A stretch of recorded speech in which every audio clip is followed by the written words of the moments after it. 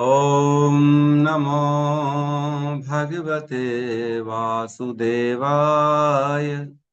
ॐ नमो भगवते वासुदेवाय। ॐ नमो भगवते वासुदेवाय। यः स्वानुभावम् अखिलं श्रुतिसारमेकम् आध्यात्मदीपम् अतितीर्षितां तमोऽन्धम् संसारिणां करुणयः पुराणगुह्यम् तं व्याससूनम् उपयामि गुरुं मुनीनां। नारायणं नमस्कृत्य नरं चैव नरोत्तमं देवीं सरस्वतीं व्यासं ततो जयमुदीरये। श्रवणतां स्वकथा कृष्ण पुण्यश्रवण कीर्तिनः हृदयन्तस्तो हि अभद्राणि विदुनोति सुहृत् सताम्। नष्टप्रायेषु अभद्रेषु नित्यं भागवत सेवया भगवती उत्तम श्लोके भक्तिर्भवति नैष्टिकी। श्रवणतः श्रद्धया नित्यं गृणतश्च स्वचेष्टितम् कालेन नातिदीर्घेण भगवान् विशते हृदि। कृष्णाय वासुदेवाय देवकी नंदनाय च नंदगोपकुमाराय गोविन्दाय नमो नमः। नमः पंकजनाभाय नमः पंकजमालिने नमः पंकजनेत्राय नमस्ते पंकजांग्रिये। जय श्री कृष्ण चैतन्य प्रभु नित्यानंद श्री अद्वैत गदाधर श्रीवासादि गौर भक्त वृंद। हरे कृष्णा कृष्णा कृष्णा हरे हरे हरे राम राम राम हरे हरे। हरे कृष्णा कृष्णा कृष्णा हरे हरे हरे राम राम राम हरे हरे। हरे कृष्णा कृष्णा कृष्णा हरे हरे हरे राम राम राम हरे हरे।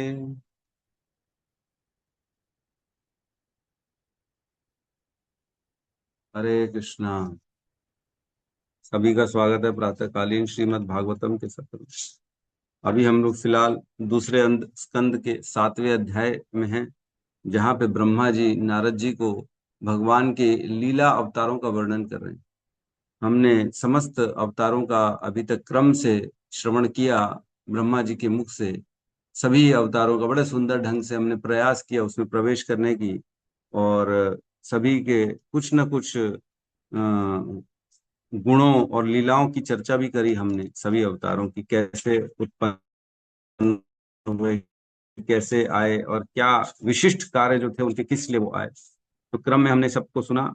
वराह अवतार, यज्ञ अवतार, भगवान कपिल, भगवान दत्तात्रेय, चार कुमार, नर नारायण, कृष्णी गर्भ, भगवान कृष्णी गर्भ के बारे में भी सुना, राजा पृथु के बारे में सुना, ऋषभ देव के बारे में सुना, है हयग्रीव के बारे में सुना, मत्स्य अवतार के बारे में सुना, कच्छप अवतार के बारे में सुना, नरसिंह देव के बारे में सुना। फिर जो है ये हमने आगे वामन देव के बारे में सुना, हंस के बारे में सुना, भगवान हंस, मनवंतर अवतारों के बारे में सुना, धन्वंतरी अवतार के बारे में सुना, परशुराम भगवान के बारे में सुना, और अभी प्रेजेंटली हम प्रभु श्री राम का वर्णन चल रहा है 2 दिन से, आज तीसरा दिन है ना। तो इसमें हमने 2 बार, एक बार हरि जो है एक यज्ञ अवतार थे, जो भगवान जिनका नाम उनके नाना जी स्वयंभू मनु ने हरि रख दिया था। उनके बाद दोबारा एक हरि अवतार हुए जो चौथे मनवंतर में आए, है ना। हरि अवतार जिन्होंने मोक्ष दिया गजेंद्र को, वो भी हरि थे, उनके बारे में हमने श्रवण किया। और गजे कृष्णी गर्भ जो थे वो भगवान आए थे ध्रुव महाराज का उद्धार करने के लिए। ध्रुव महाराज जब 5 साल के जो ध्रुव महाराज हैं, इन्होंने घोर तपस्या करी, तब उनसे जो उनको सामने जो प्रकट हुए थे भगवान, वो कौन थे? कृष्णी गर्भ भगवान प्रकट हुए।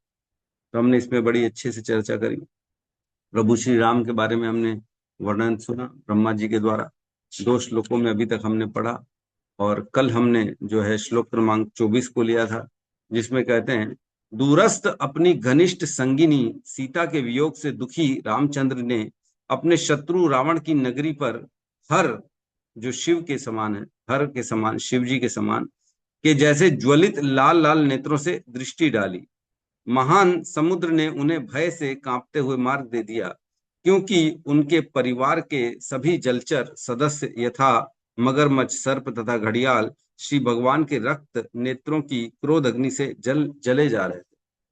तो जब समुद्र से भगवान ने मार्ग मांगा, तब समुद्र देव 3 दिन तक प्रकट ही नहीं हुए। जब प्रकट नहीं हुए तो भगवान को क्रोध आ गया। तो भगवान ने क्रोध भरी अग्नि से जब देखना चालू किया, तो समुद्र पूरा जलने लगा, उस दृष्टि मात्र से जलने लगा।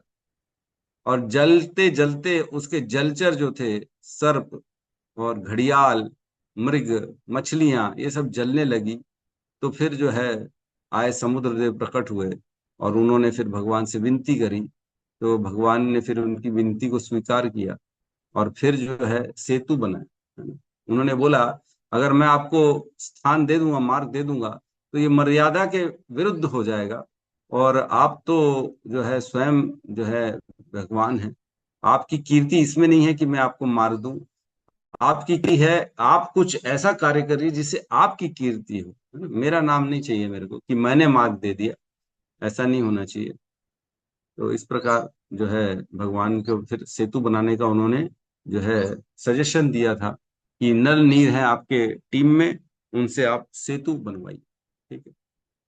आज हम श्लोक क्रमांक 25 में प्रवेश करेंगे। क्लियर दिख रहा है सभी को? जी प्रभु जी। श्लोक क्रमांक 25, अध्याय 7, स्कंद 2, साथ में दोहराएंगे। वक्षः स्थल स्पर्श रुग्ण महेंद्रवाह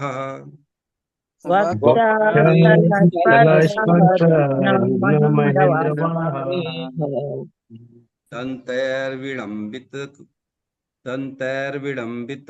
कुब्जुष उडहासम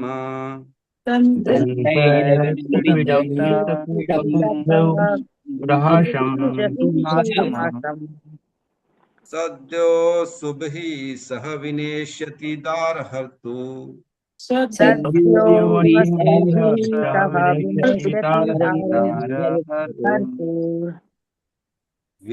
विस्फूर्तिर्जय विस्फूर्तिजय धनुषः उच्चरतोऽधिसैन्यये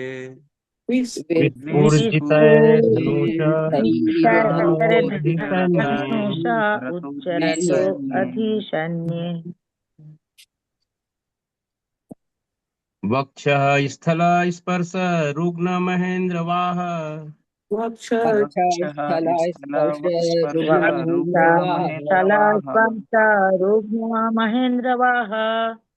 दंत विडंबित ककुब्जुष उडहासम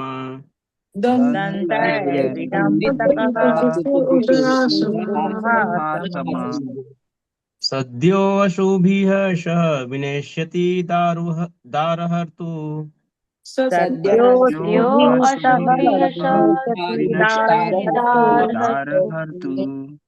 विस्फुजित धनुष उच्चरतो अधिसैन्ये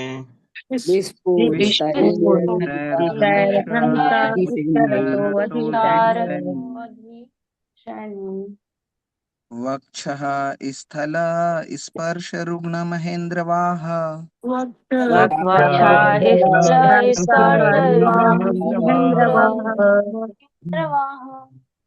दंतैर्विडम्बित ककुब्जुष उडहासम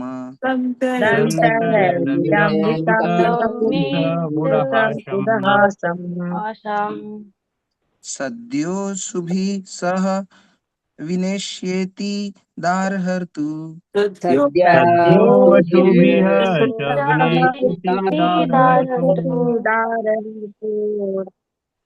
विस्फुर्जितैर्धनुष उच्चरतो अधिसैन्ये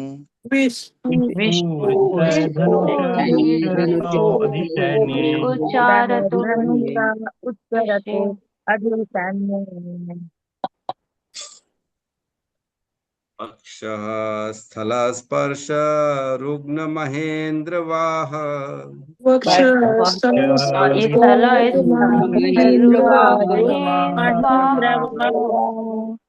दंतैर्विडम्बित कुकुब्जुष ऊढहासम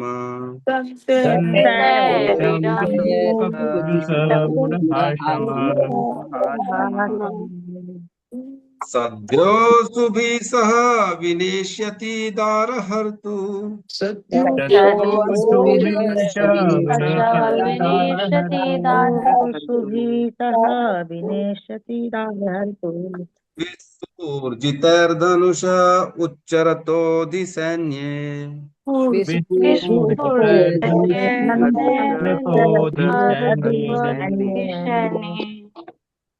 अनुवाद।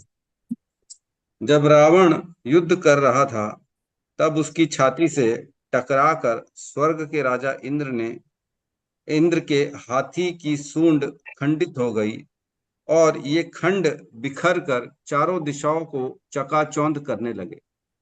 अतः रावण को अपने शौर्य पर गर्व होने लगा और वह अपने आप को समस्त दिशाओं का विजेता समझकर सैनिकों के बीच इतराने लगा। किंतु भगवान श्री रामचंद्र द्वारा अपने धनुष पर टंकार करने पर उसकी वह प्रसन्नता की हंसी उसकी प्राण वायु के साथ ही सहसा बंद हो गई। ओम ज्ञानतिमिरन्धस्य ज्ञानांजन शलाकया चक्षुरुन्मिलितं येन तस्मै श्री गुरुवे नमः। श्री चैतन्य मनोभीष्टं स्थापितं येन भूतले स्वयं रूपः कदा मह्यं ददाति स्वपदान्तिकम्। वन्देऽहं श्रीगुरु श्रीयुतपदकमलं श्रीगुरून् वैष्णवांश्च श्रीरूपं सागरजातं सहगण रघुनाथान्वितं तं सजीवं साद्वैतं सावधूतं परिजनसहितं कृष्ण चैतन्य देवं श्री राधा कृष्ण पादान् सहगण ललिता श्री विशाखान्वितांश्च। हे कृष्ण करुणा सिंधु दीन बंधु जगतपते गोपेश गोपिका कांता राधा कांत नमस्तुते। तप्त कांचन गौरांगी राधे वृंदावनेश्वरी वृषभानुसुते देवी प्रणमामि हरिप्रिये। वाञ्छा कल्पतरोभस्य कृपा सिन्धुभ्यैव च पतितानां पावनेभ्यो वैष्णवेभ्यो नमो नमः। नमो विष्णुपादाय कृष्णपृष्ठाय भूतले श्रीमते भक्तिवेदांत स्वामी इति नामिने। नमस्ते सारस्वते देवे गौरवाणी प्रचारिणे निर्विशेष शून्यवादी पाश्चात्य देशतारिणे। जय श्री कृष्ण चैतन्य प्रभु नित्यानंद श्री अद्वैत गदाधर श्रीवासादि गौर भक्त वृंद। हरे कृष्णा कृष्णा कृष्णा हरे हरे हरे राम राम राम हरे हरे कृष्ण। तो यहाँ श्लोक में जो है वर्णन है कि किस प्रकार प्रभु श्री राम ने रावण की हंसी और प्राण दोनों बाहर निकाल दिए, है ना। तो हम श्लोक को एक बार देखते हैं, श्लोक की अंडरस्टैंडिंग को ले लेते हैं हम पहले, है ना। इसमें कह रहे हैं वक्षः स्थल स्पर्श रुग्ण महेंद्र वाह। वक्षः मीन्स छाती छूने मात्र से, वक्षः स्थल स्पर्श वक्ष के स्थान को केवल स्पर्श करने मात्र से। किसके वक्ष के? तो कह रहे हैं रावण के वक्ष को केवल जो है स्पर्श जब किया तो क्या हो गया? रुग्ण महेंद्र वाह। रुग्ण मीन्स खंडित हो गया, महेंद्र वाह मीन्स जो स्वर्ग का राजा इंद्र है उसका वाह मीन्स वाहन। तो जब इंद्र के राजा स्वर्ग के राजा इंद्र ने अपने वाहन, उनका वाहन ऐरावत हाथी है हम जानते हैं, जो कि समुद्र मंथन के समय निकला था। तो ऐरावत हाथी ने जब वक्ष स्थल का स्पर्श किया, छुआ रावण के, तो क्या हो गया? खंडित हो गया, रुग्ण खंडित हो गया, टूट गए, टुकड़े टुकड़े हो गए। तो वाहन के टुकड़े टुकड़े नहीं हुए है ना, मतलब जो ऐरावत हाथी है उसके टुकड़े टुकड़े नहीं हुए। क्या है? उसके दंतैर विडंबित, उनके जो दांत थे, दंतैर, यहाँ पे दंतैर तो मतलब दांत ही होता है, लेकिन अनुवाद में सूंड लिखा है, लेकिन दांत होता है, दंतैर मीन्स दांत होता है। तो दांत जो है वो विडंबित, विडंबित तो बाद में आएगा। दंतैर, दंत जो है ऊपर वाली लाइन से दंत को जोड़ना पड़ेगा कि दांत जैसे ही रावण के वक्ष मीन्स छाती को छुआ और वो चूर चूर हो गए। तो छूने से क्यों चूर चूर होंगे? तो इसका अर्थ यह है, जब इंद्र और रावण का युद्ध हुआ होगा तब की बात है। जब रावण ने इंद्र को ललकारा तब इंद्र आए और उनसे युद्ध करा, और इंद्र ने अपने सारे प्रहार चलाए, वज्र चलाया, ये चलाया, वो चलाया, सब चलाया, लेकिन इंद्र हार गए। इंद्र की चली नहीं। फिर इंद्र ने फाइनली अपने ऐरावत हाथी से कहा कि तू इसके प्रहार कर। तो ऐरावत हाथी ने अपने दांतों से रावण के वक्ष स्थल में, छाती में प्रहार किया। तो जैसे ही ऐरावत ने अपने दांतों से प्रहार किया, तो उसके दांत जो है खंडित खंडित टूट गए, टुकड़े टुकड़े हो गए, चिकना चूर हो गए उसके दांत, इसके ऐरावत के। दंतैर है ना, दंत। और क्या करे, विडम्बित का कुब्जुष ऊढ़ हासम। विडम्बित, विडम्बित का अर्थ है प्रकाशित हो गए, प्रकाशित हो गए, चूर चूर होकर प्रकाशित हुए। वह मन, जैसे कोई चीज टूट जाती है एकदम, जैसे हम ग्लास फोड़ते घर में, ऐसे जोर से दीवार में मारते हैं कांच का ग्लास, और फूट जाता है एकदम, ऐसा चिकना चूर हो जाता है, उसके टुकड़े टुकड़े चारों तरफ फैल जाते हैं और प्रकाशित होने लगते हैं ना, लाइट वाइट में सूर्य में होता तो प्रकाशित हो जाता। तो वैसे ही वो प्रकाशित हो गए चारों तरफ। और क्या करे, कब क कुब्जुष ऊढ़ हासम। क कुब्जुषु मीन्स सभी दिशाओं में वो फैल गए, उनके हाथी के दांत। और ऊढ़ हासमः, ऊढ़ हासमः मीन्स गर्व से हंसने लगा रावण। ऐसा हुआ तो रावण क्या, हंसने लगा जोर जोर से, हा हा हा हा हा। जैसे रावण की हंसी फेमस है कि नहीं? पहले भी जोर जोर से हंसते, ये सब असुर लोग जोर जोर से ही हंसते, पता नहीं क्या मिलता है इनको, हंस हंस के। हंसेंगे कुछ भी होगा नहीं, जोर जोर से हंसते रहते हैं। हा हा हा हा हा। देखा, देखा, ठीक है, पता नहीं क्या है। तो यहाँ पे भी हंस रहा है जोर जोर से, ऊढ़ हासम रावण। दिल खोल के हंसते प्रभु, जी, दिल क्या खोल के हंसते हो। हाँ, ठीक है। तो रावण जोर जोर से हा हा हा हा करके हंसने लगा। कोई हंस सकता है तो हंस ले भले। हंसना किसी को, रावण की तरह अगर हंसी किसी अट्ठास को बोलते आती। हैं प्रभु, उसको जो हंसते हैं ना जोर से, उसको अट्ठास बोलते हैं। अट्ठास, हाँ, यस, अट्ठास, अट्ठास अट्ठास करना। है ना, लिखा है ना, ऊढ़ हासमा का अर्थ जो लिया है अट्ठास ही लिया हुआ है यहाँ पे श्लोक में। तो अट्ठास करने लगे रावण। कोई ले सकता है कि रावण की हंसी की कॉपी करना चाहता है क्या कोई? एक बार करके दिखा दे सबको कैसे हंसा है। रोहिणी नंदन प्रभु, क्या आप ट्राई करेंगे एक बार? नहीं ट्राई करेंगे, ठीक है, कोई बात नहीं, ठीक। घर में कर लेना अकेले में एक बार। अट्ठास करके। तो ऐसा करने लगा वो, गर्व से प्राप्त हंसने लगा, एकदम गर्व को प्राप्त रावण जो है, क्योंकि उसके सीने से ऐरावत के दांत चूर चूर हो गए, और चूर चूर होके पूरी चारों दिशाओं में, 10 दिशाओं में फैल गए। तो वो जोर जोर से हंसने लगा। क्या करें, और सद्यो सुबही, सद्यो मीन्स उसी समय, तुरंत जो है, अशुभी, अशुभी मीन्स प्राण, सह विनेश्यति, सह विनेश्यति मीन्स उसके प्राणों को साथ में, विनेश्यति मीन्स निकाल लिया गया। सह मीन्स किसके साथ में, उसकी हंसी के साथ में हंस रहा था, अट्ठास कर रहा था, उसकी हंसी और उसके प्राण दोनों को निकाल दिया। अब प्राण निकल जाएगा तो हंसी निकल ही जाएगा ऑलरेडी, तो मतलब अब हंस नहीं पाएगा वो।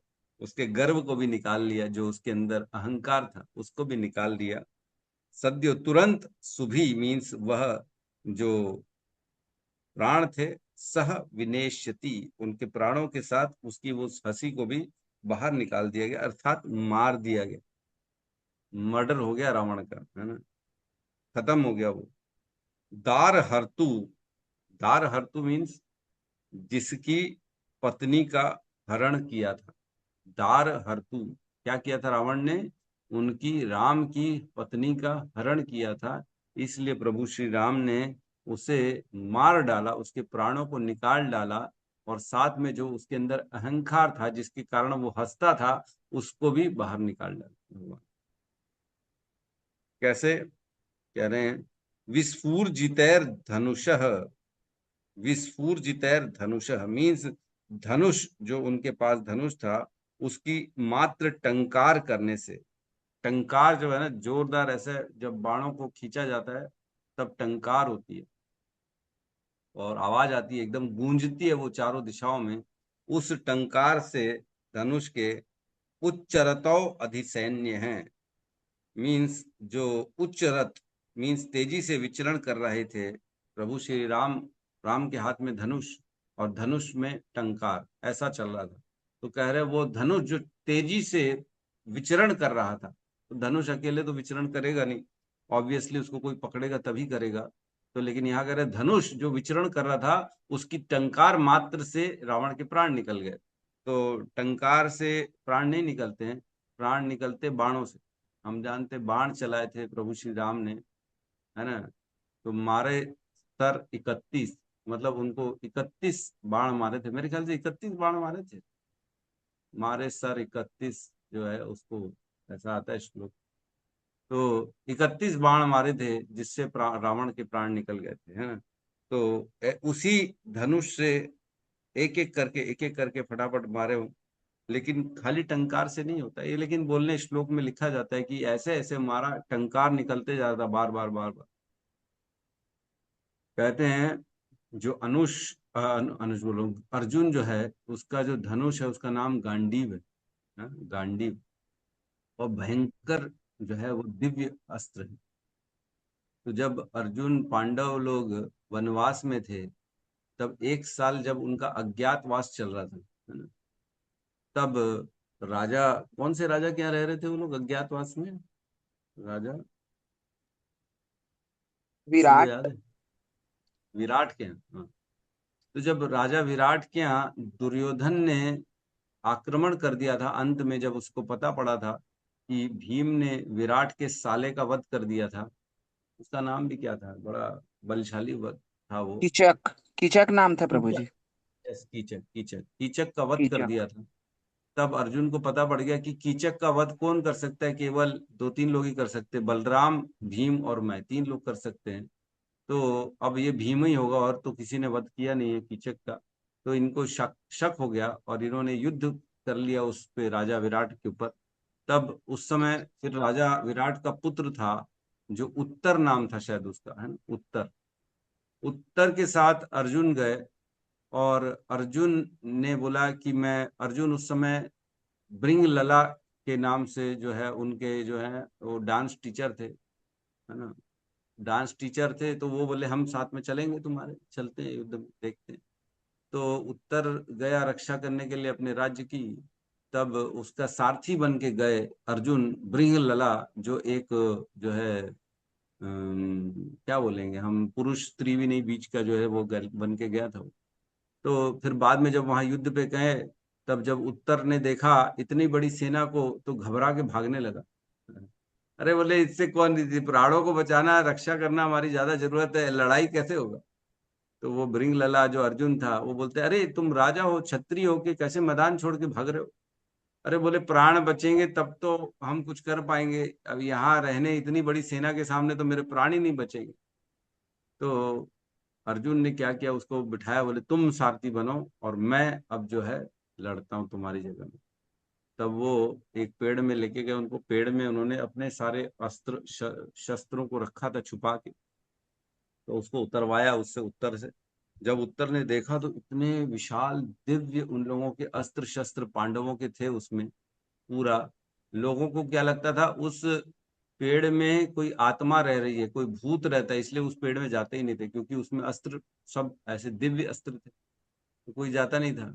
इसने भेजा तो बोले अरे नहीं नहीं, इसमें तो आत्मा है, कोई भूत प्रेत रहता है, इधर कहाँ लेके आ गए तुम मेरे को। तो बोले नहीं नहीं, जाओ चढ़ो और निकालो वो जो ऊपर थैला दिख रहा है, थैले को निकाला तो उसमें दिव्य अस्त्र निकले भगवान अर्जुन के, गांडीव और अन्य अन्य जो भी है। तब अर्जुन ने जैसे ही चढ़े रथ पे, तो अकेले अर्जुन ने पूरी सेना का सामना किया, अकेले। उसमें दुर्योधन था, कर्ण था, भीष्म थे, द्रोण थे, इतने महान महान वीर थे, सबका अकेले सामना किया। और कहते हैं जो अर्जुन का गांडीव था, इतनी फास्ट चलता था, इतनी फास्ट चलता था कि दूर से जैसे हम पंखे को देखते ना, ब्लेड दिखती नहीं है उसकी।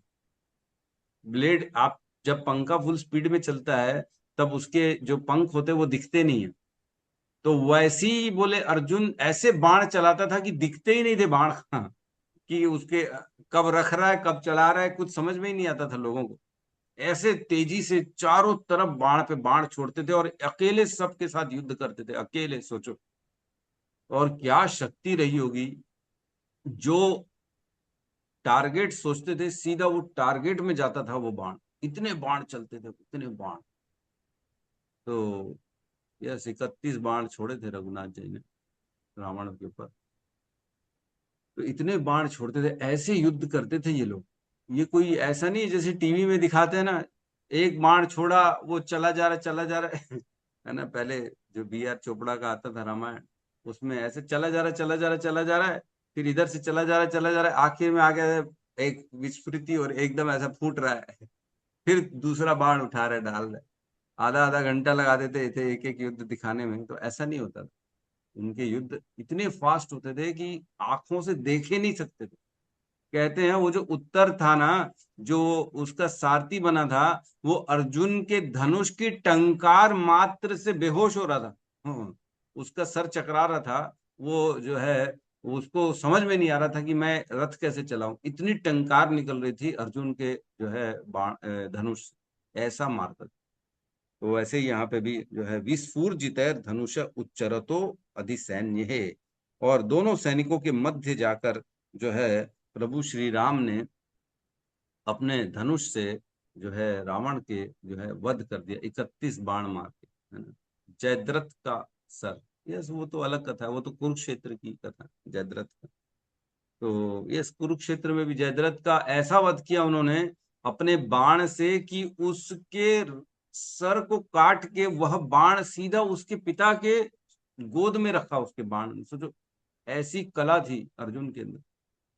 बोले वध यहाँ करेगा, कुरुक्षेत्र में सामने खड़ा है जयद्रथ, बाण उसके सर को काटेगा और उस बाण के ऊपर ही सर रहेगा और वो बाण ले जाके सीधा जयद्रथ के पिता की गोद में उस सर को रखेगा। क्योंकि जयद्रथ को ऐसा था कि अगर उसका सर जिसने काटा, अगर उसका सर जैसे ही जमीन पे गिरा कट के, तो जिसने मारा है उसका भी सर फट जाएगा। तो अर्जुन भी मर जाता अगर जयद्रथ का सर जमीन पे गिरता। तो ऐसा मारा कि उसका सर कटा और सीधा उसके पिता की गोद में गया। ऐसी टेक्नोलॉजी बताओ, आज भी नहीं है ऐसी टेक्नोलॉजी। और लोग कहते हैं अरे वो तो पुराना जमाना था, वहां पे टेक्नोलॉजी नहीं थी। अरे टेक्नोलॉजी आज नहीं है भैया, उस समय तो बहुत भयंकर टेक्नोलॉजी थी, है ना। तो इस प्रकार यहाँ कह रहे हैं कि भगवान श्री राम ने उनका जो है प्राण वायु के साथ साथ उनकी हंसी को भी बंद कर दिया रावण की। तो रावण का युद्ध जो था बड़ा घोर युद्ध चला। तो आज हम प्रसंग सुनेंगे जो मैंने जिसके प्रसंग के लिए निकाला है। जो धनुष तोड़ा था प्रभु श्री राम ने, है ना, उस पे जो है बड़ी लंबी वार्ता हुई परशुराम जी की और लक्ष्मण जी की बहुत सुंदर उन्होंने उनको जो है, ठीक है, बहुत सुंदर परशुराम जी को जो है उन्होंने टीज किया, छेड़ा है लक्ष्मण जी ने। और सोचो वो परशुराम जिसने 17 अक्षुणी सेना का अकेले वध कर दिया था। हमने पढ़ा था अभी 2-3 दिन पहले ही कि परशुराम जब उनके पिता जमदग्नि का वध हो गया, तब वो दौड़ के गए अपने फरसे से। कार्तवीर अर्जुन की जो सेना थी, जिसमें 17 अक्षुणी सेना थी, हमने उस समय भी चर्चा करी थी। कुरुक्षेत्र के युद्ध में पांडवों की तरफ 7 अक्षुणी सेना थी और कौरवों की तरफ 11 अक्षुणी सेना थी। टोटल डाल के 18 अक्षुणी सेना थी पूरे कुरुक्षेत्र के युद्ध में, जिसको मारने के लिए 18 दिन लग गए थे आपस में लड़ाई करने में। और अकेले परशुराम ने 17 अक्षुणी सेना कार्तवीर अर्जुन का वध कर दिया। उसके बाद कार्तवीर अर्जुन के हजारों हाथ काट डाले और उसका सर काट डाला। और उसके बाद आते हैं और अपने पिता का सर लाते हैं और अपने पिता के सर को वापस जोड़ देते हैं। तो जोड़ना ही था तो पहले जोड़ देते, इतना मार काट कर दिया उन्होंने। ठीक है, मतलब परशुराम के साथ देखिए क्या हुआ। पहले उनकी जो है माता का भी उन्होंने वध कर दिया था, अपने भाइयों का भी वध कर दिया था। फिर परशुराम ने अपने पिता को बोल के उनको फिर जीवित करा दिया। परशुराम के पिता का वध हो गया, फिर परशुराम ने उनको दोबारा जीवित कर लिया। तो परशुराम की कथा बड़ी डिफरेंट है। वही परशुराम जी रामायण में भी है ना? ठीक है। तो हम बालकांड के इस हिस्से को देखते हैं जहां धनुष तोड़ने के बाद परशुराम जी गुस्सा हो गए, है ना। तो ये आता है बालकांड के 269 नंबर जो है श्लोका में, इसमें हम समझते हैं। फिर सब देख कर जानते हुए भी अनजान की तरह जनक जी से पूछते हैं कि कहो यह बड़ी भारी भीड़ कैसी है। उनके शरीर में क्रोध छा गया, जिस कारण वे सब राजा आए थे। राजा जनक ने वे सब समाचार कह सुनाए। जनक के वचन सुनकर परशुराम जी ने फिर से दूसरी ओर देखा तो धनुष के टुकड़े पृथ्वी पर पड़े हुए दिखाई दिए। जब धनुष तोड़ दिया प्रभु श्री राम ने, उसके बाद जब परशुराम जी एंटर करते हैं तब से हम चर्चा कर रहे हैं। जैसे परशुराम जी एंटर किए, उन्होंने देखा कि पृथ्वी पर टुकड़े टुकड़े पड़े हैं।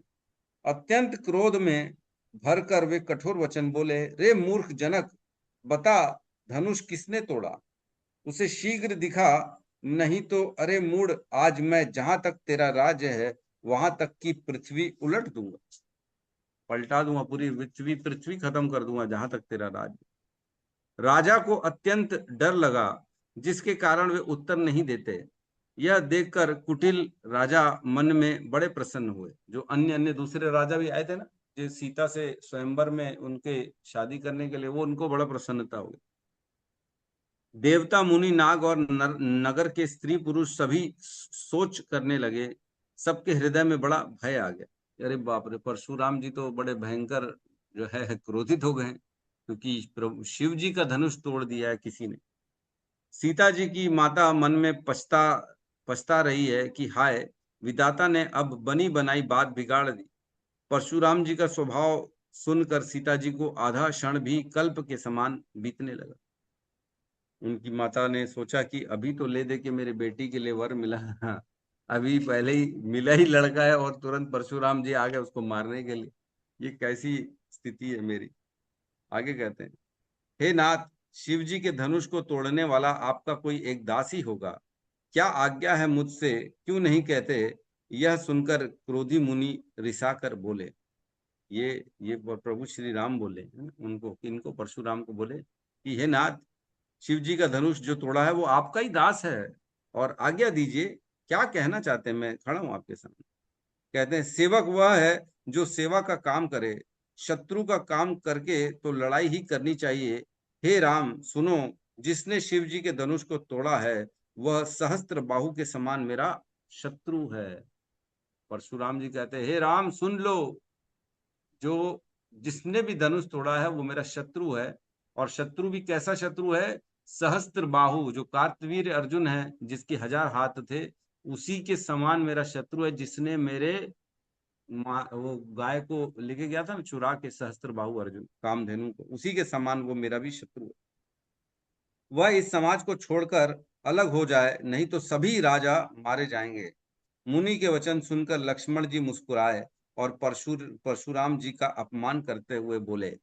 अब सुनिए, मेन यही मैं सुनाना चाहता हूँ कि लक्ष्मण जी ने कितना उनके साथ जो है मजाक किया। देखो सुनिए, कहते हैं, हे गुसाई, लड़कपन में हमने बहुत सी धनुइयां तोड़ डाली, किंतु आपने ऐसा क्रोध कभी नहीं किया। इसी धनुष पर इतनी ममता किस कारण से।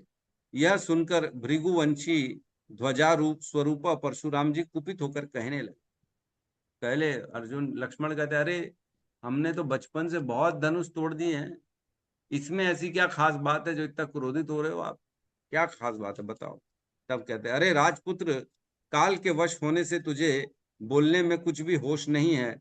सारे संसार में विख्यात शिव जी का यह धनुष क्या धनु ही के समान है, ऐसे हल्के फुल्के खिलौने के समान है क्या ये पूरा धनुष, जैसे तुम तोड़ दोगे तो। लक्ष्मण जी ने हंसकर कहा, हे देव सुनिए, हमारे जान में तो सभी धनुष एक से ही हैं। पुराने धनुष के तोड़ने में क्या हानि लाभ। रामचंद्र जी ने तो इसे नवीन के धोखे से देखा था, तो ऐसा पुराने धनुष तोड़ने में क्या तकलीफ है भाई, बोलते हैं। तो तोड़ दिए, धोखे से तोड़ दिया, फिर यह तो छूते ही टूट गया, इसमें रघुनाथ जी का भी कोई दोष नहीं है। मुनि, आप बिना ही कारण किस लिए क्रोध करते हैं? परशुराम जी अपने फरसे की ओर देखकर बोले, अरे दुष्ट, तूने मेरा स्वभाव नहीं सुना। कहते हैं ये तो छूने मात्र से टूट गया शिव जी का। अरे बोल, आवाज आ रही है मेरी? सुन पा रहे हैं? जी प्रभु। हाँ जी प्रभु। हरे कृष्णा। हरे कृष्ण प्रभु जी, दंडवत प्रणाम। हाँ प्रणाम। आवाज आ रही है? हरी बोल। जी हरे प्रभु जी, आ रही क्लियर। है। आई जी आ रही प्रभु। नहीं प्रभु जी आ रही है। तो कहते हैं रघुनाथ जी के छूने से ही ये टूट गया। तब परशुराम जी अपने फरसे की ओर देखकर बोले, तूने मेरा स्वभाव जाना नहीं।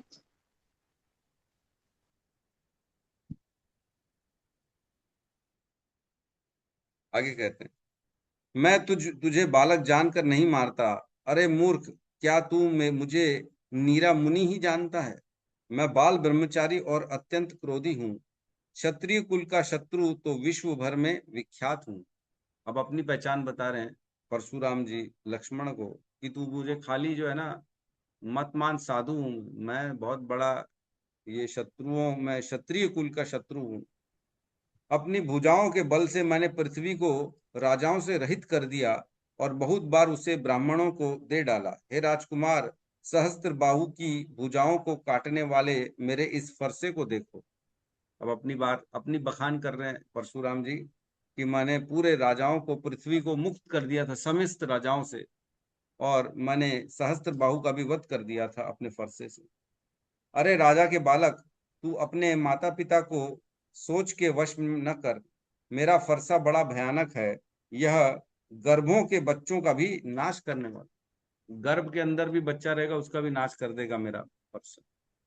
लक्ष्मण जी हंसकर कोमल वाणी से बोले, ओहो मुनीश्वर, तो आपने तो अपने को बड़ा भारी योद्धा समझते हैं, बार बार मुझे कुल्हाड़ी दिखाते हैं, फूंक से पहाड़ उड़ाना चाहते हैं। अपनी बड़ा है, कह रहे आप बार बार फरसा दिखा रहे हो, फूंक से पहाड़ उड़ाना चाहते हो। मतलब देखो, अपने आप को पहाड़ बता रहे हैं और उनके जो बताए गए वचन है उनको फूंक बता रहे हैं। आपने छोटे छोटे काम कर लिए और सोचते हो पहाड़ को हिला डालो, हम जैसे योद्धाओं को हिला दोगे। लक्ष्मण जी कहते हैं फूंक से पहाड़ उड़ाना चाहते हैं। यहाँ कोई कुम्हेड़ी का बतिया नहीं है। तो कुम्हड़े की बतिया मीन्स छोटा कच्चा फल जो होता है, वो कोई छोटा बच्चा फल होता है ना, जैसे छोटा मोटा, वो वैसा नहीं है जो तर्जनी उंगली को देखते ही मर जाता है।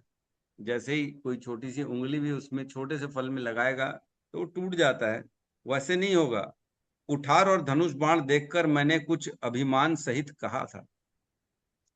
तो आगे कहते, भृगुवंशी समझकर और यज्ञोपवीत देखकर तो जो कुछ आप कहते हैं उसे मैं क्रोध को रोक कर सह लेता हूँ। अब वो कह रहा मैं भी आपकी बात को सह रहा हूँ, क्रोध को रोक रोक कर। देवता, ब्राह्मण, भगवान के भक्त और गौ, इन पर हमारे कुल में वीरता नहीं दिखाई जाती। हम बता रहे हैं लक्ष्मण जी कि हम देवताओं, ब्राह्मणों और भगवान के भक्त और गौ, इन पर हम कभी भी अपनी वीरता नहीं दिखाते, इसलिए आपके सामने मैं चुप बैठा हूं। क्योंकि इन्हें मारने से पाप लगता है और इनसे हार जाने पर अपकीर्ति होती है। इसलिए आप मारें तो भी आपके पैर ही पड़ना चाहिए। आपका एक एक वचन ही करोड़ों वज्रों के समान है। धनुष बाण और कुठार तो आप व्यर्थ ही धारण करते हैं। आगे कहते हैं, इन्हें धनुष बाण और कुठारों को देखकर मैंने कुछ अनुचित कहा हो तो उसे ही धीर महामुनि क्षमा कीजिए। यह सुनकर भृगुवंश मणि परशुराम जी क्रोध के साथ गंभीर वाणी में बोले, हे विश्वामित्र, सुनो, यह बालक बड़ा कुबुद्धि और कुटिल है। काल के वश होकर यह अपने कुल का घातक बन रहा है। यह सूर्यवंशी रूप पूर्ण चंद्रमा का कलंक है। यह बिल्कुल उद्दंड, मूर्ख और निडर है। अब उनके गुरु हैं विश्वामित्र, जिनके साथ दोनों राम लक्ष्मण आए, उनको बोल रहे परशुराम जी की अरे भैया ये कैसा बच्चा लेके आए तुम, ये तो उद्दंड बालक है। अभी क्षण भर में यह काल का ग्रास हो जाएगा। मैं पुकार कर कह देता हूँ फिर मुझे दोष नहीं देना। यदि तुम इसे बचाना चाहते हो तो हमारा प्रताप, बल और क्रोध बताकर इसे मना कर दो। अब विश्वामित्र को कह रहे समझाओ इसको, नहीं तो इसको मैं काल के जो है उसको काल का ग्रास बन जाएगा, ये मार दूंगा मतलब। लक्ष्मण जी ने कहा, हे मुनि, आपका सुयश आपके रहते दूसरा कौन वर्णन कर सकता है। देखो अब कह रहे हैं आप अपने मुख से अपना यश इतना मुंह अपने मुंह अपनी मिट्ठी बातें कर रहे हो। बोलते हैं ना अपना मुंह मिट्ठी बातें, क्या बोलते हैं? अपना मुंह अपना बोली। मुंह मियाँ मिट्ठू। हाँ, अपना मुंह मियां मिट्ठू। और अपने मुंह से इतनी अपनी तारीफ कर दी हो तो दूसरा और कौन वर्णन करेगा। अपने आप ही मुंह मुंह से अपनी करनी अनेकों बार बहुत प्रकार से वर्णन की है आपने। लक्ष्मण जी कह रहे कितनी बार तो आपने ही बता दिए, तो दूसरा क्या बताएगा। इतने पर भी संतोष न हुआ तो फिर कुछ कह डालिए। क्रोध रोक कर असहाय दुख मत सहिए।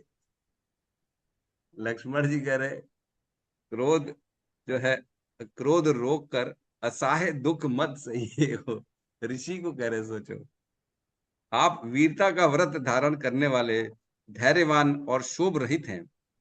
गाली देते शोभा नहीं पाते। आपको गाली देना उचित नहीं लगता। आप क्रोध मत रोको, अपना दुख मत सहो आप इतना, ऐसा कह रहे। शूरवीर तो युद्ध में करनी करते हैं, कहकर अपने को नहीं जनाते हैं। शूरवीर जाते हैं युद्ध में लड़ाई करने के लिए, लेकिन अपनी बखान नहीं करते वो। शत्रु को शत्रु को युद्ध में उपस्थित पाकर कायर ही अपने प्रताप की डींग मारा करते हैं। कहने हैं, शत्रु सामने खड़ा हो और आप अपनी डींगे हाँक रहे हो, तो ऐसा काम तो कायर करते हैं। किसको कह रहे हैं लक्ष्मण जी? परशुराम जी को कह रहे हैं, सोचो उनको कह रहे हैं। आप तो मानो काल को हाँक लगाकर बार बार उसे मेरे लिए बुलाते हैं। लक्ष्मण जी ने कठोर वचन सुनते ही परशुराम जी अपने भयानक फरसे को सुधार कर हाथ में ले लिया। अब ऐसे वचन सुन लिए, फिर जब बोले लक्ष्मण जी कि आप तो काल को बार बार हाँक लगाकर मेरे लिए बुला रहे, जैसे गाय को जो है, जैसे किसान हाँकता नहीं है अपने खेतों में बैल को धान धान के लिए, तो उसी प्रकार आप बार बार काल को हाँक रहे हैं मेरे लिए। तो ऐसा सुनकर उनको बड़ा गुस्सा आया और उन्होंने अपने फरसे को हाथ में ले लिया। अब लोग मुझे दोष न दें, अब कहने लगे परशुराम, यह कड़वा बोलने वाला बालक मारे जाने ही योग्य है। इसे बालक देखकर मैंने बहुत बचाया, पर अब यह सचमुच मरने को ही आ गया है। ऐसा कहते हैं। आगे कहते हैं, विश्वामित्र जी ने आगे कहा, अपराध क्षमा कीजिए। नहीं, विश्वामित्र जी ने कहा, अपराध क्षमा कीजिए। बालक के दोष और गुण को साधु लोग नहीं गिनते। तीखी धार का कुठार, मैं दया रहित और क्रोधी, और यह गुरुद्रोही और अपराधी मेरे सामने। परशुराम जी बोले, मेरे हाथ में कुठार, और ये दया रहित है, और ये क्रोधी है, और ये गुरुद्रोही भी है। उत्तर दे रहा है, ऐसा उत्तर दे रहा है लक्ष्मण, है ना। इतने पर भी मैंने इसे बिना मारे छोड़ रहा हूं। सो हे विश्वामित्र, केवल तुम्हारे प्रेम से, नहीं तो इसे इस कुठार से काट कर थोड़े ही परिश्रम से गुरु से उपक्षीण हो जाता। मैंने मतलब तुम विश्वामित्र इसके गुरु हो, इसलिए मैं इसको माफ कर रहा हूं बार बार बार बार बार, नहीं तो अब तक तो कट गया होता पीसीज में ही। ऐसा कहना।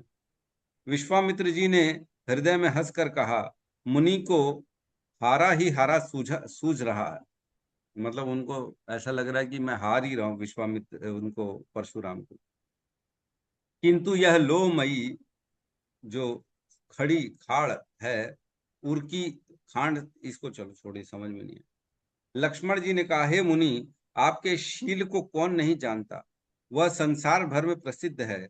आप माता पिता से तो अच्छी तरह उपक्षीण हो ही गए, अब गुरु का ऋण रहा, जिसका जी में बड़ा सोच लगा रहा।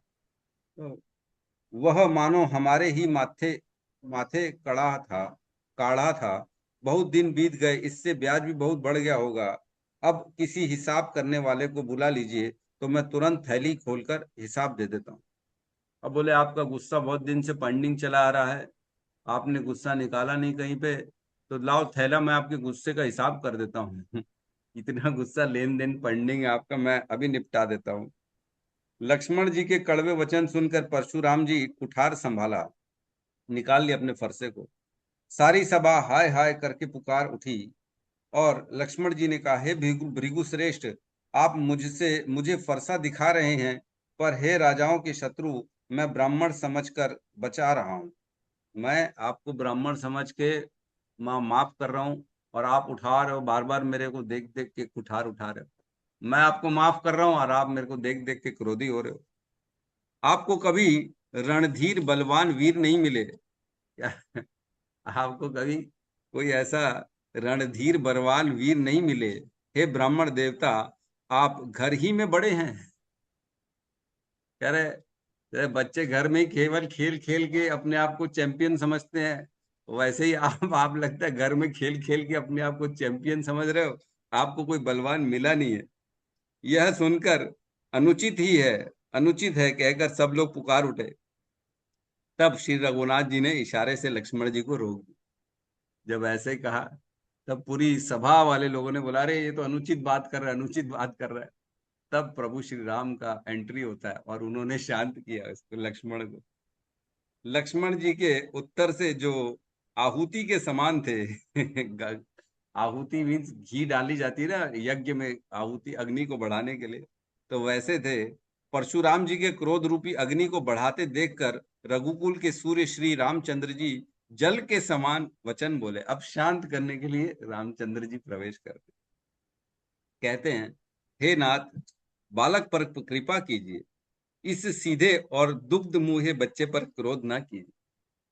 ये बोले दुग्ध मुहा बच्चा, जो बच्चा छोटा फीडर बॉटल में दूध पीता है ना, उसको दुग्ध मुहा बच्चा कहते हैं। छोटा बच्चा वो क्या जाने क्या करना है क्या नहीं करना। तो रामचंद्र जी कहते हैं सीधा है और ये तो छोटा है, दुग्ध मुहा बच्चा पे क्रोध ना कीजिए। यदि यह प्रभु आपका कुछ भी प्रभाव जानता तो क्या ये बेसमझ आपकी इतनी बराबरी करता? ये अगर आपको जानता तो आपकी बराबरी करता क्या, बताइए। बालक यदि कुछ चपलता भी करते हैं तो गुरु, पिता और माता मन में आनंद से भर जाते हैं। अतः इसे छोटा बच्चा और सेवक जानकर कृपा कीजिए। आप तो समदर्शी, सुशील, धीर और ज्ञानी मुनि। अब रामचंद्र जी कह रहे हैं, आप तो माफ कर दो, ये तो आप तो ज्ञानी हो। बच्चे की उद्दंडता, बच्चे को जो है, माता पिता को थोड़ी कोई क्रोधित कर देता है बच्चा। श्री रामचंद्र के वचन सुनकर वे कुछ ठंडे पड़े। इतने में लक्ष्मण जी कुछ कहकर फिर मुस्कुरा दिए। उनको हंसते देखकर परशुराम जी के नख से नाखून से लेके शिखा तक सारे शरीर में क्रोध छा गया। उन्होंने कहा, हे राम, तेरा भाई बड़ा पापी है। वो फिर मुस्कुरा रहे साइड में लक्ष्मण जी, और इनका क्रोध बढ़ते जा रहा है परशुराम जी का। यह शरीर से गोरा पर हृदय का काला है। कौन कह रहे? विश्वामित्र, परशुराम जी कह रहे। यह विषमुखा है, दुग्ध मुहा नहीं है। ये दूध पीने वाला नहीं है, ये तो विष पीने वाला है। विषमुखा है, इसके मुख से विष निकलता रहता है सदा। स्वभाव से ही टेढ़ा है और तेरा अनुसरण नहीं करता। यह नीच मुझे काल के समान नहीं देखता। तो ये तेरे फॉलो नहीं करता, तेरा छोटा भाई है तो। फिर लक्ष्मण जी हंसकर कहने लगे। लक्ष्मण जी कहा, हे मुनि सुनिए, क्रोध पाप का मूल है, जिसके वश में होकर मनुष्य अनुचित कर्म कर बैठते हैं और विश्व भर के प्रतिकूल चलते हैं। विश्व भर में प्रतिकूल चलते हैं। अब लक्ष्मण जी कह रहे हैं कि क्रोध तो पाप का मूल है भाई। क्रोध जो करता है वो पूरे विश्व में अनुचित काम ही करता है। परशुराम जी को बता रहे लक्ष्मण जी। हे मुनिराज, मैं आपका दास हूं। अब क्रोध त्याग कर दया कीजिए। टूटा हुआ धनुष क्रोध करने से जुड़ नहीं जाएगा। खड़े खड़े पैर दुखने लगे होंगे, बैठ जाइए। ये कह रहे परशुराम जी को, कह रहे हैं कि खड़े खड़े आपके पैर दुख गए होंगे, अब बैठ जाइए। और आपके गुस्सा करने से कोई जो है जुड़ तो नहीं जाएगा। धनुष जो टूटा हुआ जुड़ जाएगा क्या, बताओ? हम भी बोलते हैं ना आपस में, अरे गुस्सा कर रहे हो क्या, टूट जाएगा, टूटा हुआ जुड़ जाएगा क्या? छोड़ो छोड़ो, अब जो हो गया छोड़ो, शांति रखो। वही कह रहे हैं, अब आप जो है खड़े खड़े पैर दुख रहे होंगे, अब बैठ जाइए। यदि धनुष अत्यंत ही प्रिय हो तो कोई उपाय किया जाए और किसी बड़े कारीगर को बुलाकर जुड़वा दिया जाए। लक्ष्मण जी के बोलने से जनक जी डर जाते हैं और कहते बस चुप रहिए, अनुचित बोलना अच्छा नहीं है। लक्ष्मण जी कहते अच्छा चलो ठीक है, आपको धनुष चाहिए ना, तो चलो मैं कारीगर बुला के जुड़वा देता हूँ, बस खुश रहिए कम से कम। ऐसा बोला तो जनक जी जो सीता के पिता है वो और डर गए। अरे बोले बस करो भाई, इतना कितना इसका परशुराम जी का आप जो है बेइज्जती कर रहे हो। उन्होंने जनकपुर के स्त्री पुरुष थर थर कांपने लगे, पूरे पूरे जो है उस शहर के लोग थर थर कांपने लगे। और छोटा कुमार बड़ा ही खोटा है ऐसा बोलने लगे। छोटा कुमार मतलब लक्ष्मण जी बड़ा ही खोटा आदमी है। लक्ष्मण जी की निर्भय वाणी सुन सुनकर परशुराम जी का शरीर क्रोध से जला जा रहा था और उनके बल की हानि हो रही थी। सुन सुन के बार बार परशुराम जी को क्रोध बढ़ रहा था, बढ़ रहा था, बढ़ रहा था। और क्रोध बढ़ने से उनका बल घट रहा था, घट रहा था, घट रहा था। क्रोध से बल घट जाता है, ये बहुत डायरेक्ट रिलेशन है ना। जैसे खाना खाने से पौष्टिकता मिलती है, एनर्जी मिलती है, वैसे ही क्रोध करने से एनर्जी डाउन हो जाती है। यहाँ पे लिखा है बल की हानि हो रही थी, जितना क्रोध करोगे उतना बल की हानि हो जाएगी। तब श्री रामचंद्र जी पर एहसान जानकर परशुराम जी बोले, तेरा छोटा भाई समझकर मैं इसे बचा रहा हूं। यह मन का मैला और शरीर का कैसा सुंदर है, जिस जैसे विष के रस से भरा हुआ सोने का घड़ा। तो तेरा भाई कैसा है, सोने का घड़ा है लेकिन उसमें पूरा विष भरा हुआ, ऐसा तेरा भाई है। दिखने भर का सुंदर है लेकिन विष का घड़ा है। यह सुनकर लक्ष्मण जी फिर हंसे।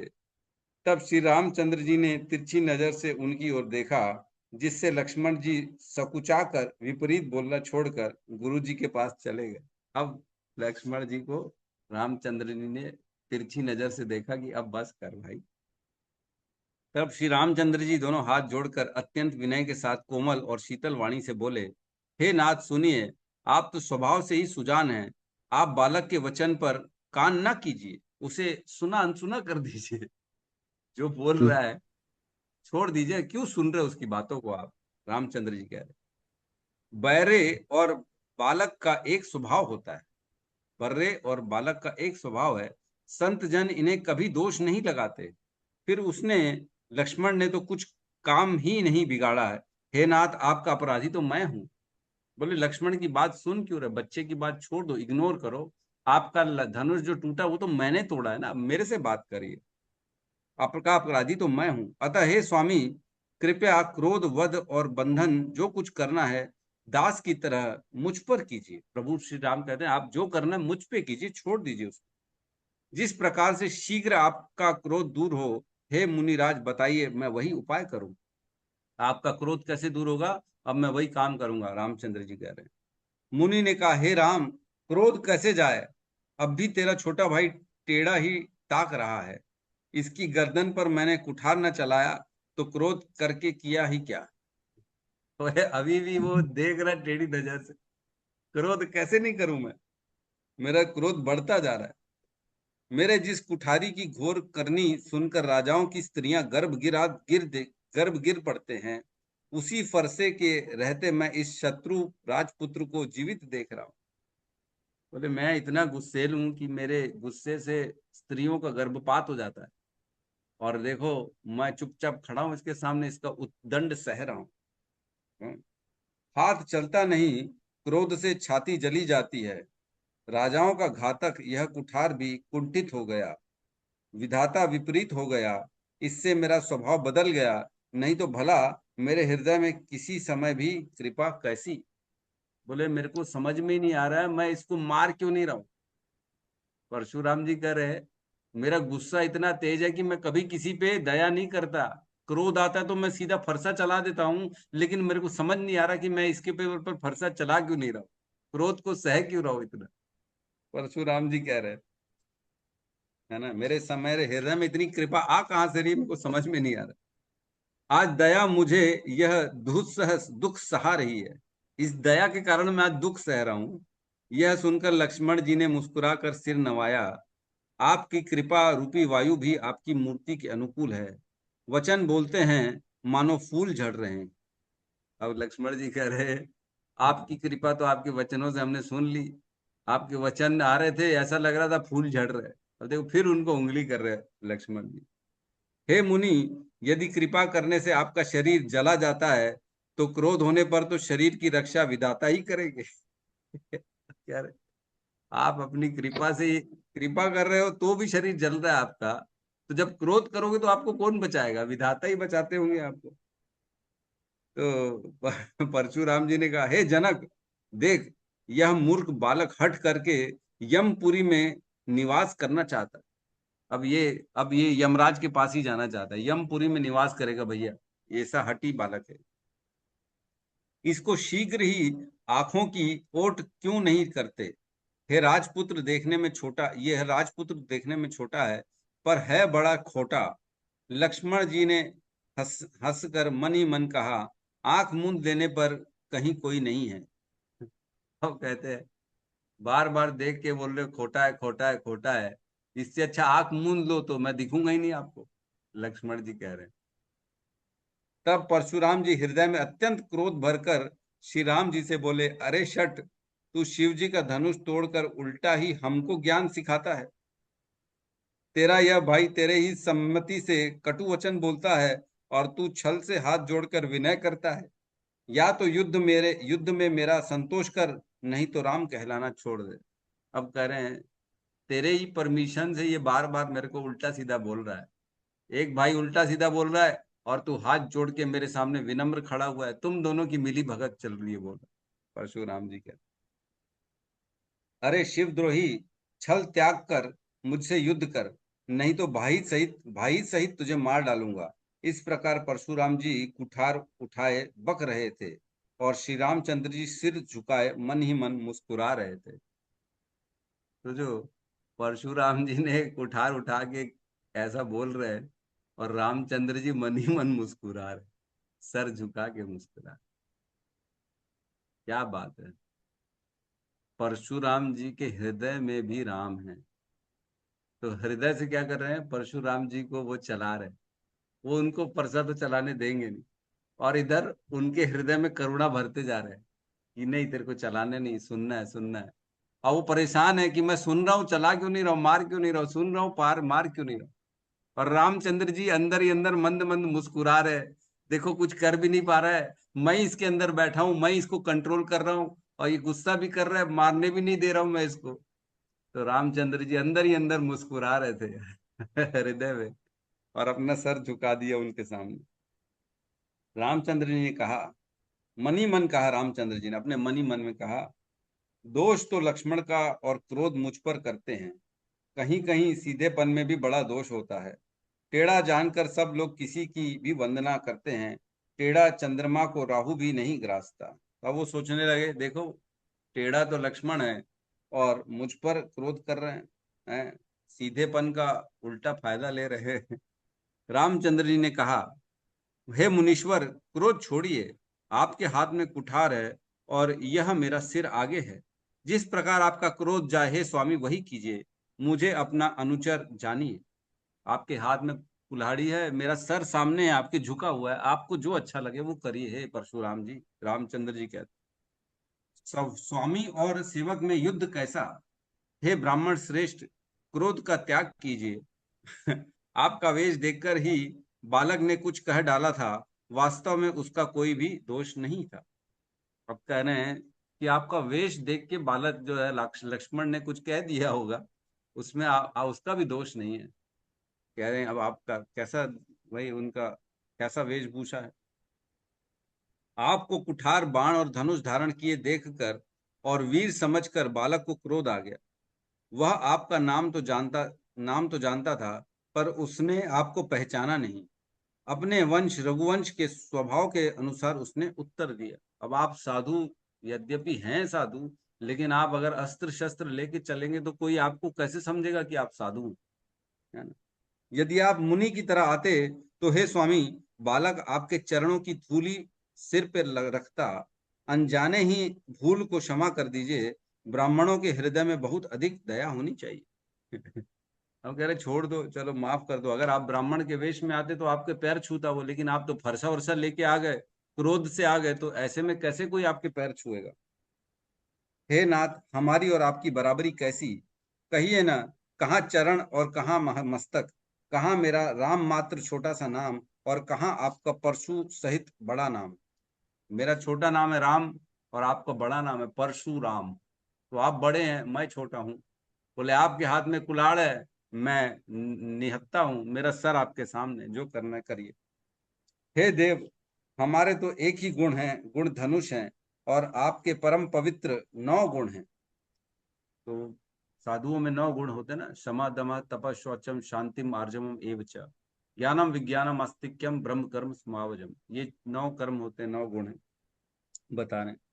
हम तो सब प्रकार से आपसे हारे हैं, हे विप्र, हमारे अपराधों को क्षमा कीजिए। तब श्री रामचंद्र जी ने परशुराम को बार बार मुनि और विप्रवर कहा। तब भृगुपति परशुराम जी कुपित होकर बोले, तू भी अपने भाई के समान ही टेढ़ा है। अब परशुराम जी राम को बोल रहे, तू भी टेढ़ा ही है, तू सीधा नहीं। तू मुझे नीरा ब्राह्मण ही समझता है, मैं जैसा विप्र हूं तू सुनता है। धनुष को स्त्रुवा, बाण को आहुति और मेरे क्रोध को अत्यंत भयंकर अग्नि जान। अब अपनी फिर परिचय दे रहे हैं कि मैं कोई ऐसे साधारण ब्राह्मण नहीं हूं। चतुरंगिणी सेना, सुंदर सीमाएं हैं, बड़े बड़े राजा उसमें आकर बलि के पशु हुए हैं, जिनको मैंने इसी फरसे से काट कर बलि दिया है। ऐसे करोड़ों जप जप युक्त रण यज्ञ मैंने किए हैं। तो अपनी बात बखान कर रहे हैं कि मैंने ऐसे बहुत लोगों को मारा। मेरा प्रभाव तुझे मालूम नहीं है, इससे तू ब्राह्मण के धोखे मेरे निरादर करके बोल रहा है। धनुष तोड़ डाला, इससे तेरा घमंड बहुत बढ़ गया है। ऐसा अहंकार है मानो संसार को जीत कर खड़ा है। अब राम को कह रहे, तुझे अहंकार हो गया है, तूने अपने आप को बड़ा आदमी समझ लिया, तूने धनुष तोड़ लिया। तब रामचंद्र जी ने कहा, हे मुनि, विचार कर कर बोलिए, आपका क्रोध बहुत बड़ा है। मेरी भूल बहुत छोटी है। पुराना धनुष था, छूते ही टूट गया, मैं किस कारण अभिमान करूंगा। तब कह रहे हैं, पुराना धनुष था, छूते ही टूट गया, तो मैं अभिमान क्यों करूंगा। हे भृगुनाथ, यदि हम सचमुच ब्राह्मण कहकर निरादर करते हैं तो यह सत्य सुनिए, फिर संसार में ऐसा कौन योद्धा है जिसे हम डर के मारे मस्तक नवाएं। अगर आप ब्राह्मण नहीं हो तो फिर सुन लो, रामचंद्र जी कहते हैं कि इस संसार में कोई क्षत्रिय नहीं है जिसके सामने हम डर के अपना सर झुकाएं। हम ब्राह्मण हैं इसलिए सर झुका रहे हैं। अगर आप ब्राह्मण नहीं हो तो फिर हम किसी से भी नहीं डरते। प्रभु श्री राम कहते, देवता, दैत्य, राजा या बहुत से योद्धा, वे चाहे बल में हमारे बराबर हों चाहे अधिक बलवान हों, यदि रण में हमें कोई भी ललकारे तो हम उससे सुखपूर्वक लड़ेंगे, चाहे काल ही क्यों ना हो जाए। कोई भी आ जाए, बड़ा छोटा, हमसे अधिक जो है शक्तिशाली, या काल भी आ जाए तो भी हम उससे लड़ेंगे। क्षत्रिय का शरीर धरकर जो युद्ध में डर गया, उस नीच ने अपने कुल पर कलंक लगा दिया। मैं स्वभाव से ही कहता हूँ, कुल की प्रशंसा करके नहीं, कि रघुवंशी रण में काल से भी नहीं डरते। ब्राह्मण वंश की ऐसी ही प्रभुता महिमा है कि जो आपसे डरता है वह सबसे निर्भय हो जाता है। श्री रघुनाथ जी ने कोमल और रहस्यपूर्ण वचन सुनकर परशुराम जी की बुद्धि के पर्दे खुल गए। अब समझ में आ गया परशुराम जी को कि ये तो कुछ गलत, कुछ गड़बड़ है ना। परशुराम जी ने कहा, हे राम, हे लक्ष्मीपति, धनुष को हाथ में धनुष को हाथ में अब क्या किया उन्होंने, अब विष्णु का धनुष निकाला। इन्होंने, परशुराम जी ने, और कहते हैं, हे राम, इसे लीजिए और इसे खींचिए खींचिए, जिससे मेरा संदेह मिट जाए। परशुराम जी धनुष देने लगे, तब वह आप ही चला गया। तब परशुराम जी के मन में बड़ा आश्चर्य हुआ। तो जो धनुष था, विष्णु धनुष था, वो परशुराम जी ने देखने के लिए दिया। राम को देखता हूं मैं, ये है कौन। तब वह धनुष ऑटोमेटिकली प्रभु श्री राम के पास चला गया। और जब धनुष चला गया तब परशुराम जी समझ गए कि ये तो मेरे भी स्वामी हैं, ये तो भगवान है, ये तो स्वयं लक्ष्मीपति हैं, ये तो। तब उन्होंने श्री राम जी का प्रभाव जाना और उनका शरीर पुलकित और प्रफुल्लित हो गया। वे हाथ जोड़कर वचन बोले, प्रेम उनके हृदय में समाता न था। अब हाथ जोड़ के बोल रहे परशुराम जी भगवान को हे रघुकुल रूपी कमल वन के सूर्य, हे राक्षसों के कुल रूपी घने जंगलों को जलाने वाले अग्नि, आपकी जय हो। हे देवता ब्राह्मण और गौ का हित करने वाले, आपकी जय हो। हे मद मोह क्रोध और भ्रम के हरने वाले, आपकी जय हो।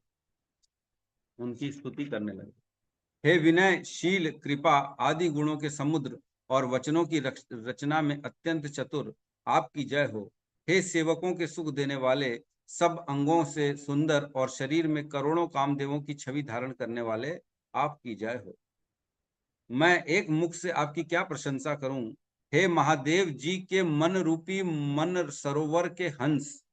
अब क्या कह रहे हैं इनको कि आप तो शिव जी के मन रूपी सरोवर में रहने वाले हंस हो। सरोवर में हंस है ना, वैसे उनका मन है सरोवर और उसमें हंस आप हो। आपकी जय हो। मैंने अनजाने में आपको बहुत से अनुचित वचन कहे। हे क्षमा के मंदिर दोनों भाई, मुझे क्षमा कीजिए। अब क्षमा मांग रहे हैं।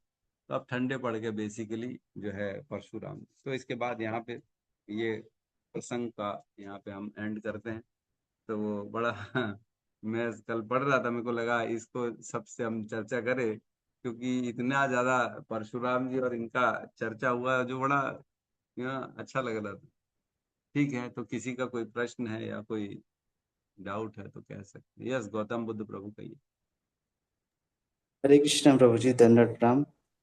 प्रभु जी, जैसे श्री लक्ष्मण जी का ऐसा क्या लीला है प्रभु जी? जैसे उन्होंने गुरुकुल भी गए, भगवान के भी साथ थे, लेकिन वो क्रोधित बहुत हो जाते थे और ऐसे ऐसे शब्द बोलते थे कि जो नहीं बोलना चाहिए। तो ये क्या लीला है प्रभु जी इसके पीछे? अरे ये तो मजाक कर रहे हैं ना। परशुराम जी, उनको भी तो सत्य दिखाना है ना कि परशुराम जी आप खाली सबको क्रोध ही क्रोध करते जा रहे हो। सबको ऐसा सोचते हो कि उखाड़ के फेंक देंगे, है ना, कोई कुछ नहीं है। तो उनके अंदर का जो अहंकार था, अभिमान था, उसको डाउन करने के लिए सब किया गया। राम जी और लक्ष्मण जी ने मिलकर किया। इतने प्रभु सारे जी लोगों के काफी बीच में जगह इतना अपशब्द कह दिया उन्होंने, और उतना सहन भी करवा दिया भगवान ने, क्योंकि परशुराम तो खैर स्वयं भगवान के अवतार हैं। लेकिन जो अहंकार था उनके अंदर, अभिमान था, उसका मर्दन भी तो करना था ना। इसलिए ये सब लीला। प्रभु जी, बाकी और जगह प्रभु जी, जैसे बहुत सारे और भी जगह है रामायण में जहाँ जहाँ पे प्रभु लक्ष्मण जी ने गुस्सा किए हैं, तो वो सब भी क्या करेंगे प्रभु जी? देखो, लक्ष्मण जी जो है ना, वो बलराम है ना, बलराम वही बल देते हैं सबको। तो एक्चुअल में क्या होता है, जब भगवान लीला करने आते हैं ना, चाहे राम हो चाहे कृष्ण हो, चाहे कोई भी लीला करने आते हैं ना, वामन देव हो, चाहे कोई और रूप में क्यों ना आए, तो भगवान उस कैरेक्टर में इतने ज्यादा अभिनिवेशित हो जाते हैं कि वह भूल जाते हैं कि मैं भगवान, है ना। जैसे हम कई बार देखते हैं कि एक्टिंग करने के लिए किसी को बोला जाता है या कोई ड्रामा करने के लिए बोला जाता है, तो व्यक्ति उस ड्रामे के किरदार में इतना ज्यादा घुस जाता है कि वह वास्तविकता भूल जाता है कि मैं कौन हूं, है ना। ऐसा देखा गया। तो प्रभु भगवान के साथ भी ऐसे ही होता है कि भगवान जब लक्ष्मण जी प्रभु श्री राम की सेवा करने के लिए इस संसार में आते हैं, तो वो इतने अच्छे सेवक बनना चाहते हैं, इतने अच्छे सेवक बनना चाहते हैं कि वो भूल जाते हैं कि वो भगवान है। और वो उस स्थिति में भगवान की रक्षा करने के लिए क्रोध भी करते हैं, और किसी के साथ लड़ना पड़े तो लड़ते भी हैं, और जो भी है अपशब्द भी कह देते हैं। क्यों? क्योंकि वो उस किरदार में इतने ज्यादा अभिनिविष्ट हो जाते हैं कि वह अपना अस्तित्व भूल जाते हैं कि मैं तो भगवान हूं, प्रभु बस जी सेवक भगवान शेषावतार थे वो। शेष है। के अवतार थे। शेषावतार थे तो शेषावतार गुस्सा का ही प्रतीक है। मतलब शेषावतार माने फुफकार मारना, शेष के नाग तरह शेषावतार थे कह लक्ष्मण रहे जी। हैं हाँ, अनंत शेष के अवतार हैं। तो अनंत शेष का काम ये फूंकार मारना, तो इसलिए वो फूंकार मार रहे हैं। यस, इनका कहना ऐसा है। थैंक ठीक यू है, प्रभु जी। रीजन आप कुछ भी समझ सकते हैं, लेकिन कहने का अर्थ ये है कि वो जो है पूर्ण तरह से अपने, जो कहते नहीं है कि अगर वो सब अपनी दिव्य गुणों का प्रदर्शन कर देंगे तो लोग भ्रमित कैसे हो। आज अगर वो बता ही देंगे हर स्थिति परिस्थिति में नॉर्मल भगवान की तरह वो रहने लगेंगे, तो लोग फिर उन्हें भगवान मानना चालू कर देंगे। और वो चाहते नहीं कि लोग हमें भगवान माने, हमें लीला करना चाहते हैं। तो जब हम कल पढ़े, परसों भी पढ़े थे, जब सती माता आती है तब कहते हैं आप तो शिव जी को छोड़ के यहाँ क्या कर रही है। तो जबकि यद्यपि वो लोग दोनों जानते हैं कि हम भगवान हैं, लेकिन मनुष्य लीला कर रहे हैं ना, तो लीला करने में ये सब करना पड़ेगा उनको, है ना, दिखाना पड़ेगा, क्रोध भी दिखाना पड़ेगा। ठीक है प्रभु जी। प्रभु जी धन्यवाद प्रभु जी। धन्यवाद। यस, किसी अन्य का कोई प्रश्न है? एक बार क्या हुआ, प्रभुपाद से किसी ने पूछा, तो कृष्ण जो चाहे वो कर सकते हैं? तो बोले हाँ, कृष्ण जो चाहे वो कर सकते। तो कृष्ण क्या ऐसा कोई पत्थर बना सकते जिसको वो खुद ना उठाएं? बोले हाँ, बना सकते हैं। तो बोले अच्छा। बोले हाँ, बना देंगे। जब उनकी इच्छा होगी कि ऐसा कोई मैं पत्थर बना लूं जिसको मैं ही नहीं उठा सकता, तो वो एक ऐसा पत्थर बना देंगे जिसको वो नहीं उठा सकते। लेकिन थोड़ी देर बाद बोले, फिर प्रभुपाद बोलते फिर लेकिन उठा लेंगे। फिर जब उनकी इच्छा होगी ना उसको उठाने की, तो फिर उठा भी लेंगे। पहले इच्छा से बनाया कि जिसको मैं उठा ना सकूं, लेकिन फिर जब इच्छा हुई उठाने की तो फिर उसको उठा भी लेंगे। तो ऐसी कोई स्थिति नहीं है जब भगवान जो है जो ना कर सके। जो इच्छा होती है उनकी वो कर लेते हैं। जब इच्छा हुई मनुष्य रूप में आने की, लीला करने की, तो वो मनुष्य रूप में आके मनुष्य की सारे गुणों को स्वीकार कर। कृष्ण जब लाला बनकर आते हैं तो अपनी माँ के सामने रोते हैं वो, है ना। यशोदा छड़ी लेके दौड़ रही है और आंखों से आंसू निकल। तो क्या डरे हुए हैं वो? भगवान है क्या, उनको मालूम नहीं कि मैं भगवान हूं? वो भूल गए मैं भगवान हूं। जब वो लीला करने आते हैं तो अपनी भगवत्ता को अलग कर देते हैं और वो मनुष्य की तरह ही रहते हैं और मनुष्य की तरह ही सारे कार्य करते हैं। इसीलिए उन्हें लोग मनुष्य मानते हैं ना, कई लोग। अवजानन्ति माम मूढ़ा मानुषीम तनु आश्रितम परम भावो अजानंतो मम भूत महेश्वर। मुझे नहीं जान पाते लोग, क्या सोचते हैं मैं मनुष्य के रूप में तो आया हूं, मनुष्य ही तो हूं। तो इसीलिए ऐसी लीला करते हैं ताकि लोग विस्मृति में रहें और लोगों के अंदर कंफ्यूजन बना रहे। लेकिन भगवान के भक्त लोग भगवान को जानते हैं कि ये भले कितनी भी लीला करे, ये है तो भगवान। भक्त लोग जानते हैं क्योंकि वो भक्ति करते हैं, उनको मालूम है ये खाली लीला करे दिखाने के लिए। अब प्रभु श्री राम सेतु बना रहे हैं तो जो है पत्थर फेंक रहे हैं। स्वयं प्रभु श्री राम ने पत्थर फेंका तो वो डूब गया, और अन्य बंदरों ने पत्थर फेंका तो वो तैर रहा है। प्रभु श्री राम को विस्मृति हो गई, ये क्या, मैं फेंक रहा हूं तो पत्थर डूब गया, ये लोग फेंक रहे तो तैर रहे। तो बताओ भगवान में क्या शक्ति नहीं है क्या? भक्तों में शक्ति है, भगवान में शक्ति नहीं है। लेकिन ये सब विस्मृति हो जाती है। भगवान खुद टेंशन होके लीला करते, दिखाते लोगों को कि देखो मैं भगवान तो नहीं हूं। ठीक है। लीला कर रहे हैं ना, परशुराम जी भी कैसे पहचानेंगे, वो हैं तो अधीन ना। जो है पहले उनसे लीला करने के लिए ऐसा कराया, गुस्सा करा दिया, फिर बाद में तो फाइनली अपना दर्शन दिखाई दिया ना कि हैं कौन। तो ब्रह्मा जी को जब विस्मरण हो जाता है कृष्ण को देख के ये भगवान है कि ये कौन है, सोचो ब्रह्मा जी जो पूरी सृष्टि का निर्माण करते हैं उनको भी डाउट हो गया कि ये भगवान है कि नहीं है। ये कृष्ण ये ऐसा कैसा झूठा खा रहा है, ये बच्चों के साथ खेल रहा है, ये भगवान है? मेरे को तो नहीं लग रहा भगवान। टेस्ट लेने आ गए। सो जो टेस्ट लेने आना पड़ता है ब्रह्मा जी को, तो फिर भगवान तो सबके हृदय में बैठे ना, सबको कंफ्यूज कर देंगे। वो सबके हृदय में बैठ के उनको ये दिखाएंगे कि ये भगवान नहीं, इसको मनुष्य समझो। तो इस प्रकार की भगवान से बहुत सारी लीलाएं आ जाती हैं, है ना, विस्मृति कराने के लिए। ठीक है।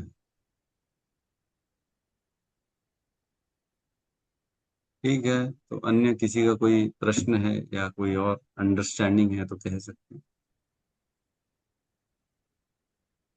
आज हमारा प्रभु श्री राम का यहाँ पे वर्णन 3 श्लोकों में मैंने बताया था, 3 दिन हम प्रभु श्री राम का वर्णन करेंगे। तो अब कल से दोबारा फिर भागवतम में प्रवेश करेंगे, जो हमने 2-3 दिन तक राम कथा ले ली थी रामचरितमानस से। अब उसको कल फिर वापस भागवतम में प्रवेश करेंगे। ठीक है, तो आज यहाँ पे क्लास को हम क्लोज करते हैं। सब मिलके हरे कृष्ण महामंत्र का उच्चारण करें।